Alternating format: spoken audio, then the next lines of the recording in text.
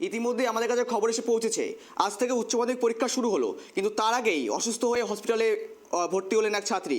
ইতিমধ্যেই পরীক্ষার প্রথম দিনে অসুস্থ পরীক্ষার্থী, অসুস্থ হয়ে হাসপাতালে চিকিৎসাধীন ছাত্রী। আর এই মুহূর্তে এই সমস্ত বিষয় নিয়ে আমরা আপডেট নেব, আমাদের প্রতিনিধি থাকবে কিছুক্ষণের মধ্যে। আমরা আপডেট নেব, আমাদের প্রতিনিধি জুড়ে যাবে তন্ময় কুণ্ডু। আপনাদের আবারও জানিয়ে রাখছি, উচ্চ মাধ্যমিক পরীক্ষার শুরুর প্রথম দিনেই অসুস্থ হয়ে পড়লেন চিকিৎসাধীন এক ছাত্রী এবং পরীক্ষা দিতে যাওয়ার আগে অসহ্য পেটে ব্যথা শুরু হয় ছাত্রীর। পাশাপাশি পরিবারের লোকজন নিয়ে আসে হাবড়া হাসপাতালে। আর এই মুহূর্তে হাবড়া হাসপাতালে চিকিৎসাধীন রয়েছে পরীক্ষার্থী।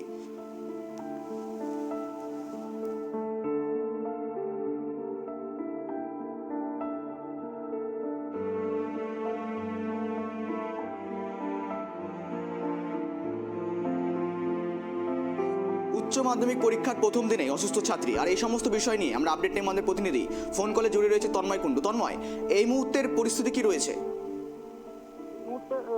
কিন্তু উচ্চ মাধ্যমিক পরীক্ষাতে সে কিন্তু এখনো পরীক্ষা দিতে রাজি হয়নি। পাশাপাশি তোমাকে বলে রাখি, আজকে থেকে শুরু হয়েছে উচ্চ মাধ্যমিক পরীক্ষা। সেখানে কিন্তু পরীক্ষার প্রথম দিনেই কিন্তু অসুস্থ হয়ে পড়ে ওই ছাত্রী। বাড়ি থেকে বেরোনোর আগেই তার পেটে ব্যথা শুরু হয়। পরিবারের লোকজন তাকে নিয়ে আসে হাবড়া রাজ্য সাধারণ হসপিটালে, সেখানে তার চিকিৎসা চলছে বর্তমানে।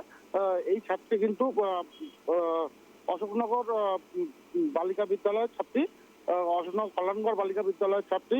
তার কিন্তু সিট পড়েছিল অশোকনগর আদর্শ বিদ্যাপীঠ স্কুলে, এবং যখন সে পরীক্ষা দিতে পারেনি তড়িঘড়ি হসপিটালে ভর্তি হয়।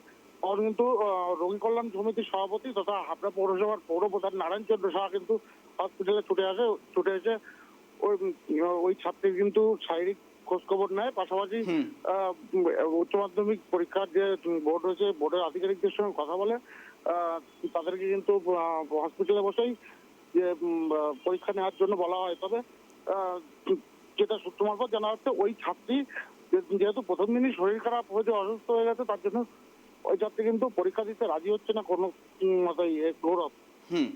ধন্যবাদ তন্ময়, তোমাকে ধন্যবাদ। আপনাদের জানিয়ে রাখি, অসুস্থ হয়ে হাসপাতালে চিকিৎসাধীন উচ্চ মাধ্যমিক পরীক্ষার্থী, পরীক্ষার প্রথম দিনেই অসুস্থ হয়ে হাসপাতালে চিকিৎসাধীন ছাত্রী।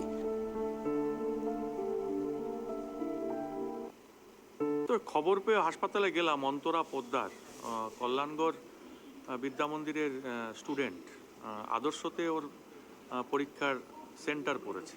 আমি খবর পেলাম যে অসুস্থ হয়ে হাবড়া হাসপাতালে এসে ওর বাবার সঙ্গে রয়েছে, পরীক্ষা দিতে পারছে না।